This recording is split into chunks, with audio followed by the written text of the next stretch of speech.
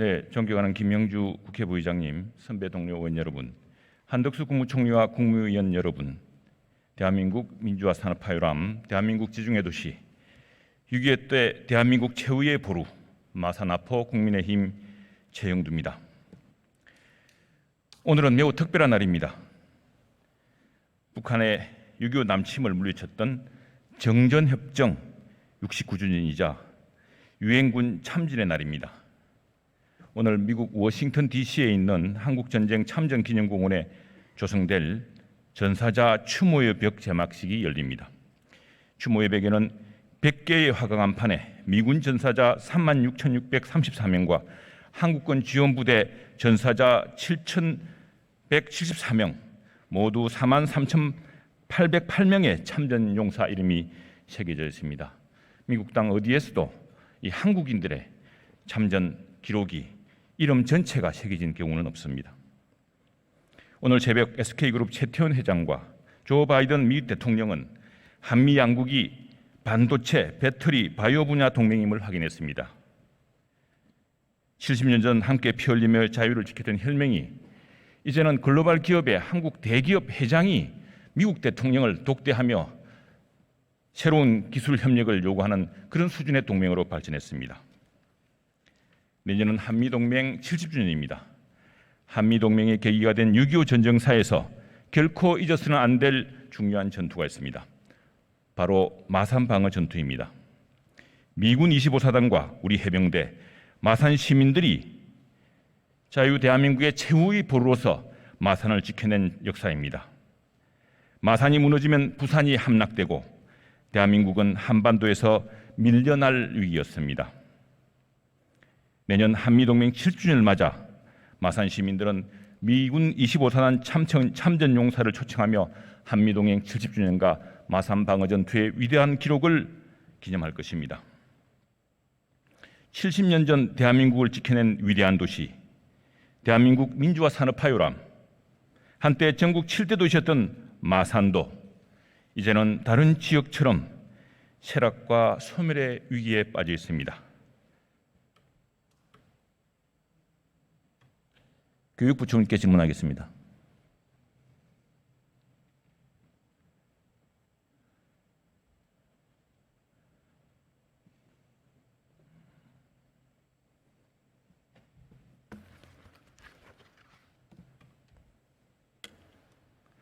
부총리님, 지금 퍼펙트 스톰이라 불리고 있습니다. 고물가, 고환율, 고금리, 무역수지적자, 경기 침체 우려의 팬데믹과 러시아의 우크라이나 침략 전쟁으로 일어난 원자재 가격 상승까지 우리나라는 심각한 충격에 휩싸여 있습니다. 물적 자원이 희박한 우리 경제에서 유일한 희망은 사람입니다. 바로 인재입니다. 그동안 위기 때마다 나라를 구해온 영웅은 국민입니다. 그 국민을 가르치고 그 국민에게 새로운 교육의 기회를 주고 그 국민이 새로운 디지털 시대에 적응하도록 도와주는 것이 교육부 총리의 역할이겠죠. 자, 부총리님, 지금 이 중차대한 시기에 저는 교육부 총리의 자격으로는 아웃 오브 박스 싱킹, 지금까지 해오지 않았던 기존의 틀을 벗어나는 새로운 사고의 틀을 갖춘 사람이 필요하다고 생각합니다. 그런 의미에서 지금 교육부 총리는 적격이라고 생각하십니까? 국민들이 보시기에 여러 가지 우려가 있는 점은 잘 알고 있습니다. 그러나 그러한 우려를 불식시킬 수 있도록 더욱 최선을 다하겠습니다. 그리고 지금 말씀해 주신 여러 가지 그 위기의 상황을 돌파하는 데 있어서 교육부의 인재 양성, 중장기적 인재 양성 정책은 무엇보다도 중요하다라고 생각을 합니다. 저는 교육자로서 20년 이상 대학에 있으면서 후학 양성과 연구를 해왔고 교육 분야를 포함해서 공공정책에 대한 어떤 깊은 고민과 성찰을 해왔습니다. 말씀하셨듯이 퍼펙트 스톰에서 우리가 필요한 것은 지금까지의 전통적 사고에서 벗어나서 새로운 패러다임의 전환이 필요하다라고 생각합니다. 따라서 조금 외부자적 시각에서 들어온 저로서는 이 교육의 다양한 이해관계에서 중립적인 시각으로 바라볼 수 있고 사회의 다양한 현안에 대해서도 객관적인 시각, 융합적 시각을 제공할 수가 있다는 강점이 있다고 생각을 합니다.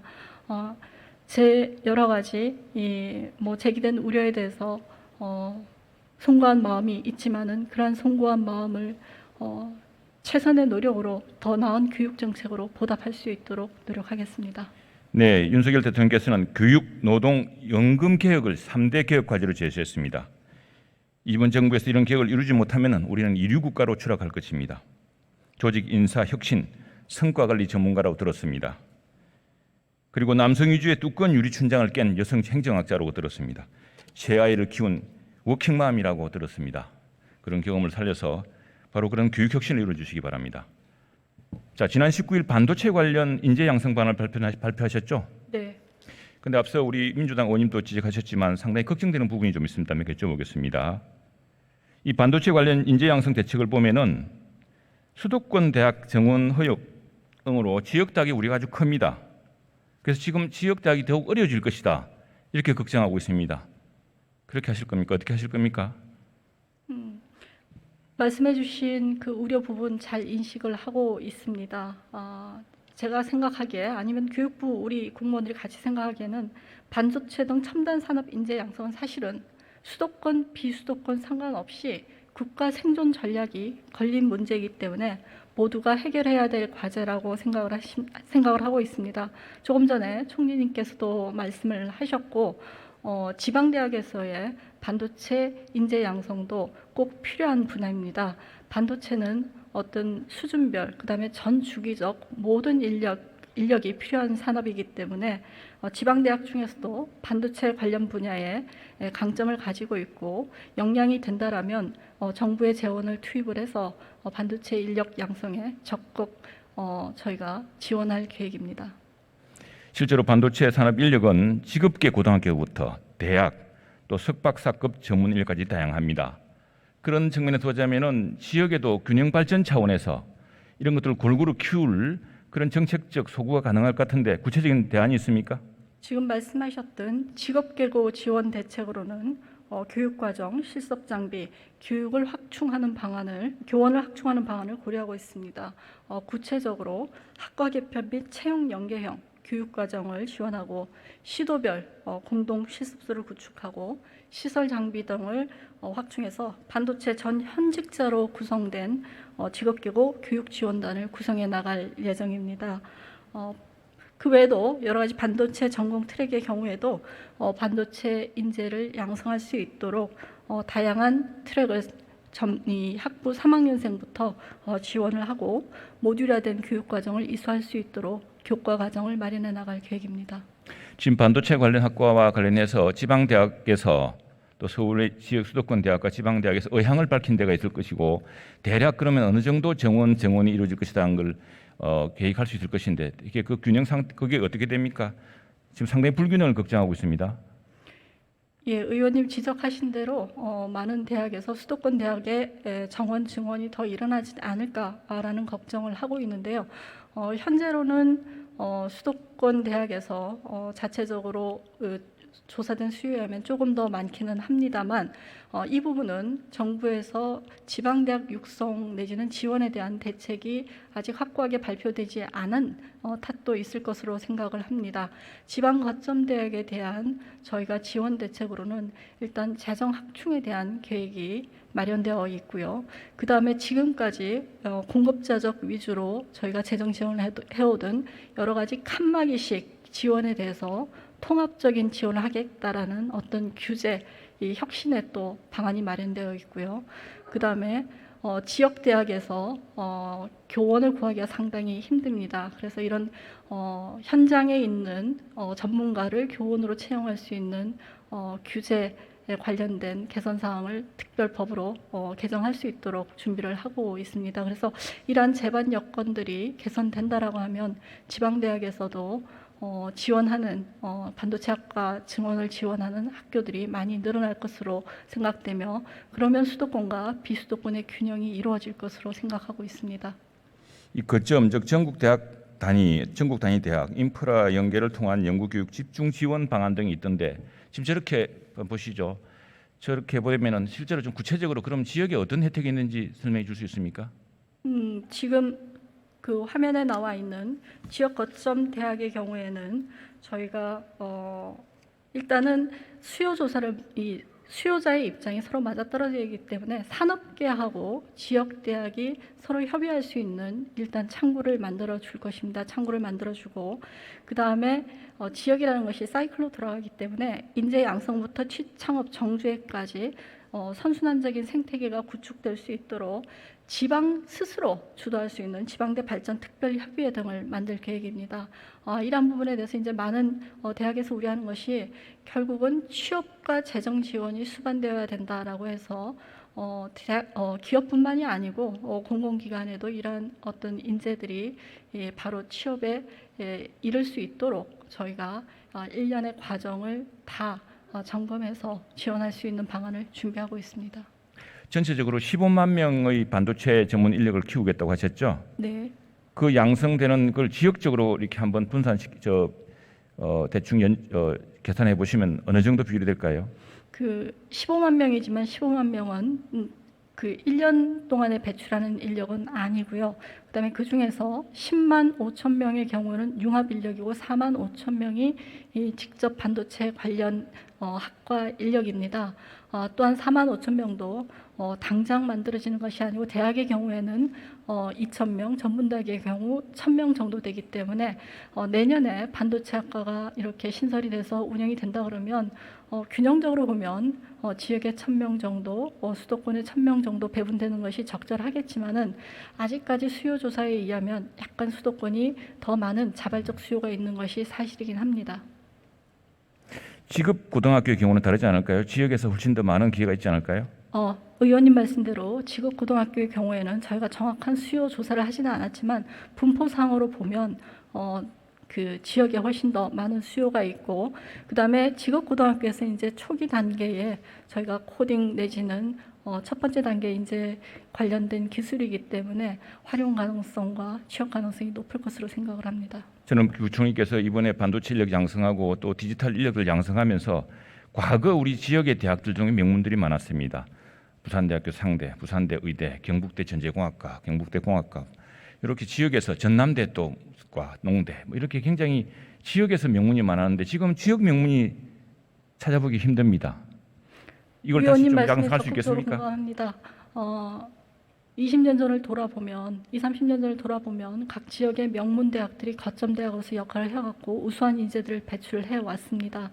그러나 지난 한 20년 동안 오히려 역설적으로 수도권으로 집중되는 현상들이 일어났습니다.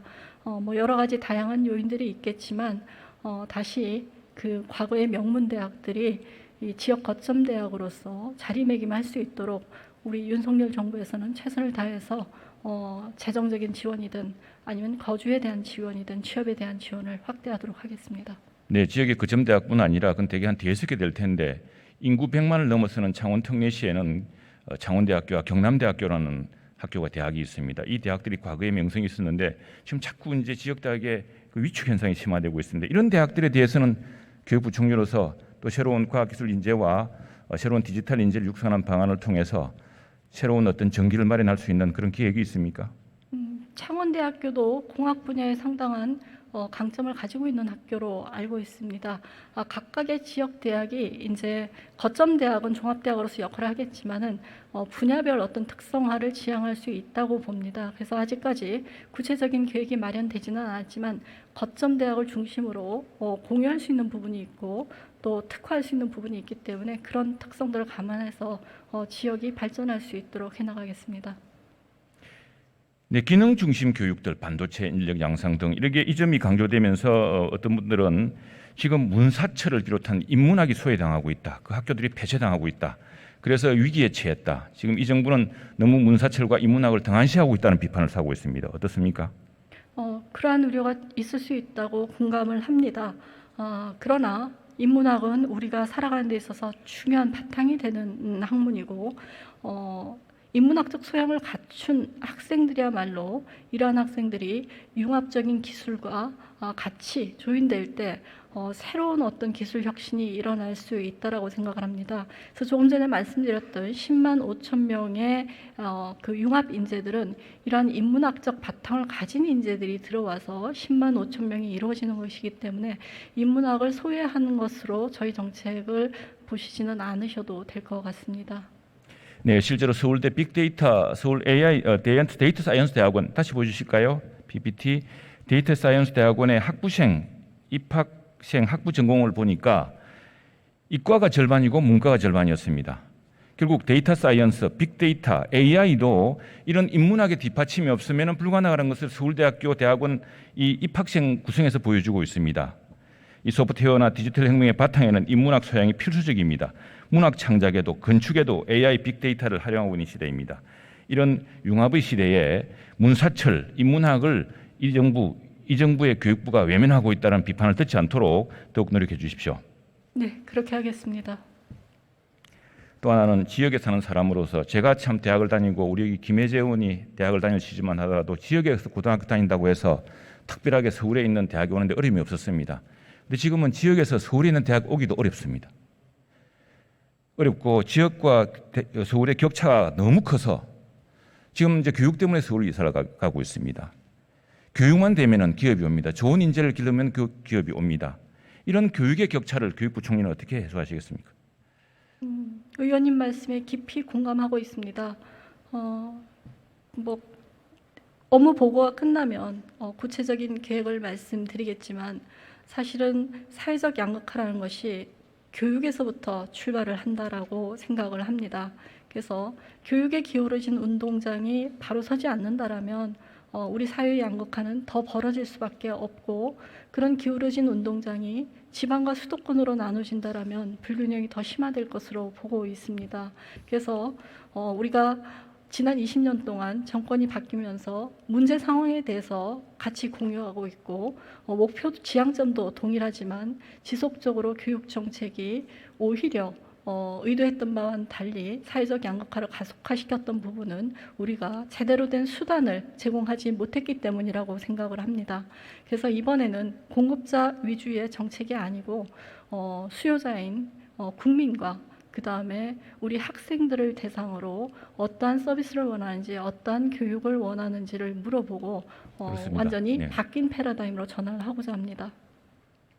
네, 우리 아이 한 사람 한 사람이 어디에 살든 서울에 살든 마산 하포에 살든 또는 서울의 달동네에 살든 재능과 소질에 맞도록 소중하게 교육받을 수 있고 저마다의 소질을 꽃피울 수 있도록 그리고 학습 진도별로 맞춤형 교육을 받을 수 있도록 그렇게 새로운 AI 맞춤형 스마트 교육 혁명을 직접 좀 구현해 주십시오. 그렇게 하시겠습니까? 꼭 그렇게 하겠습니다.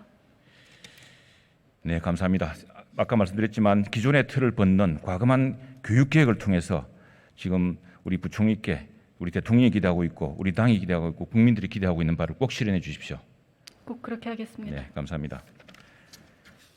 네, 보건복지부 장관님 안 계시죠? 네, 잠깐 나오시겠습니까?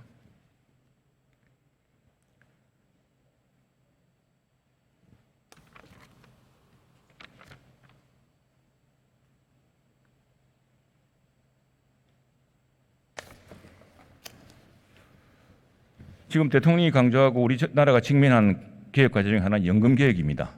그래픽 좀 보여주실까요? 이 연금 계획 보시면은 지금 우리 연금 적립금이 급속히 줄어들어서 지금 2055년이 되면은 이제 더 이상 지급할 여력이 없어집니다. 그렇죠? 그렇습니다. 더구나 근데 고령화는 급속히 진행되고 있습니다. 연금 계획은 어떻게 하실랍니까? 예, 연금 계획은 5년 만에 한 번씩 재정 재계산을 하도록 되어 있습니다. 내년 3월 달까지 저희가 하도록 하고 10월 달에 국회로 제출할 예정으로 있습니다. 좀 구체적으로 설명해 주십시오. 예, 내년 3월까지 재정위원회를 설치를 해서 연금 전체에 대한 재정 재계산을 하도록 되어 있습니다. 그래서 그 결과를 10월 달까지 국회로 제출할 예정입니다. 아니 그런 일정이 아니라 어떻게 연금 계획을 이루시겠습니까? 그 어려운 연금 계획을 지난 정부에는 손도 안 댔는데.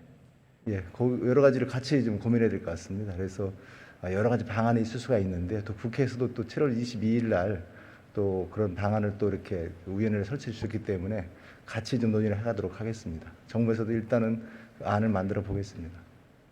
정말 열강 각오로 이 연금개혁을 이루지 못하면 다음 세대가 불행해집니다. 지금 이제 우리 고령화 때문에 잘만 대비하면 4대가 함께 사는 행복한 가정, 행복한 사회가 되지만 잘못 대비하면 가족과 사회가 함께 불행해지는 중대한 국가적 재난 상황에 처하게 됩니다. 국가 재정도 막대한 부담을 안게 되겠죠. 이 노령 인구가 늘어나고 코로나 팬데믹이 길어지면서 지방 곳곳에 있는 요양병원에 이제 간병인 인력도 부족하다고 합니다. 어르신들의 돌봄을 못 받고 있고 자칫 팬데믹이 심화되면 요양원 자체가 거대한 위험 지구에 처할 수가 있습니다. 그래서 지금 시급한 것이 이 시니어 헬스케어, 로보틱스를 이용한 시니어 헬스케어 같은 이런 덴마크 같은 나라에서 지금 이용되고 있는 상황을 좀 긴급하게 도입해야 된다고 생각합니다. 이런 대비가 있습니까? 예, 지금 요양병원에 대해서도 여러 가지 대책을 마련 중에 있습니다. 사실 지금 가장 어려운 것은 지금 많은 환자분들이 발생되고 있기 때문에 그 코로나에 대한 얘기입니다. 그래서 거기에 대해서 저희가 여러 대책을 세우고 있고 또 의원님 말씀 주신 것처럼 그 요양병원에 많은 어르신들이 계신데 그분들에 대해서 여러 가지 그 보호할 수 있는 그런 대책을 좀 만들어 가고 있습니다. 지금 돌봄 로봇 시범 보급 사업이 있죠. 예, 그렇습니다. 예, 이런 사업을 좀 실증 빨리 좀 움직여 주셔야 됩니다. 대상 기관이 국립재활병원, 국공립요양병원이던데 지금 우리 마산 하프처럼 고령 인구가 굉장히 많은 도농복합 지역에 하나 시립요양병원을 지정해서 시니어 헬스케어 로봇 시범 사업을 시행하고 전국으로 확대하는 노력이 필요합니다. 그렇게 하시겠습니까? 예, 의원님 검토해 보도록 하겠습니다. 네, 한 가지 또 이제 메타버스를 이용한 원격 의료 협진 실증 사업이 또 있습니다. 제 지역구에서 있었던 일인데 마산 하프 한 지인 한 분이 그 형님이 대장암 한기였다고 합니다. 그래서 창자가 막혀서 변이 안 나왔는데 지역 병원에 갔더니 관장약만 넣어줬다고 합니다. 이게 대장이 터져서 돌아가실 뻔했대요. 그래서 서울에 와서 바로 대장암으로 판명돼 수술을 받았는데 이것이 협진을 했다면 지금 보시는 것이 뭐냐면 남극에서 서울에 있는 병원과 함께 메타버스를 이용해서 진단을 하는 장면입니다. 근데 이것들이 100만 도시나 되는 마산 창원에서 제대로 진단을 못 받아서 위험한 상황에 처할 뻔했거든요. 이런 것을 이용하려면 남극에서도 이용 가능한 메타버스를 통한 협진 이런 것들을 지역과 지역에 좀 낙후된 또 지역에서 좀 그 임상 경험이 충분치 않은 의료 인력들이 서울의 의료 인력들과 협진하고 합의할 수 있는 그런 사업을 좀 신속히 진행해야 되지 않겠습니까? 예, 지금 의원님 말씀 주신 것처럼 그 확장 현실 사업도 있고요. 지금 코로나로 인해서 비대면 진료가 많이 지금 경험이 되고 있습니다. 그래서 그것에 대해서도 같이 한번 저희가 검토해 보도록 그렇게 하겠습니다. 과학기술정보통신부의 메타버스를 이용한 각종 플랫폼 사업이 있습니다. 함께 해서 정부가 협업해 주시기 바랍니다. 예, 그렇게 하도록 하겠습니다. 감사합니다. 총리님.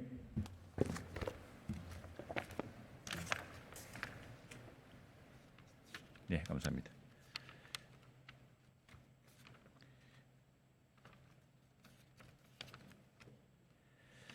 좀 고생 많으십니다.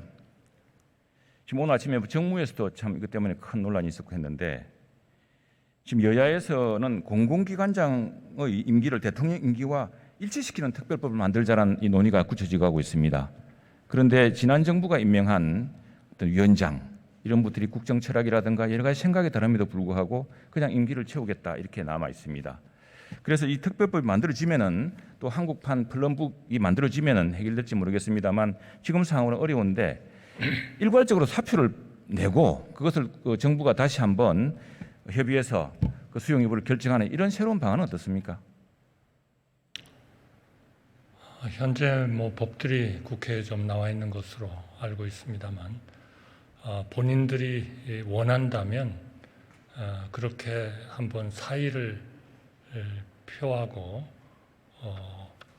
하나의 좀 논의와 판단을 받는 것도 하나의 방법은 될 수 있지 않나 그렇게 생각합니다. 지금 기업 투자를 일으키기 위해서 규제 혁신이 가장 중요한데 총리님께서 규제 혁신 로드맵을 여러 차례 강조하셨습니다. 특별히 더 강조하시거나 지금 국회에 도움이 필요한 사안이 있습니까? 앞으로 거의 모든 규제 개혁에 대한 최종적인 종착점은 아마 국회에서의 협조가 될 것 같습니다. 많은 법령이 개정이 되어야 될 것 같고요. 아마 7월 말서부터는 그동안에 저희가 프레임을 만들었던 규제 개혁에 대한 그런 그 체제를 통해서 이제 본격적으로 고쳐야 할 부분들이 계속 나올 것 같습니다. 특히 국회의 그 협조를 간곡히 부탁드립니다. 지금 국정의 여러 어려움은 대통령의 권한은 절반밖에 안 되는데 책임은 무제한 그런 시스템상에 있습니다. 결국 국회와의 협치가 매우 중요한데 대통령은 국민이 선출했다면은 총리는 국회가 인준하고 국회가 선출한 승리입니다. 총리로서 이런 그 대통령의 절반의 권한, 또 무제한의 책임, 그 갭을 메워줄 수 있는 협치 방안이라든가 국회와 관련된 이런 협조 요청에 관한 방안이 있습니까?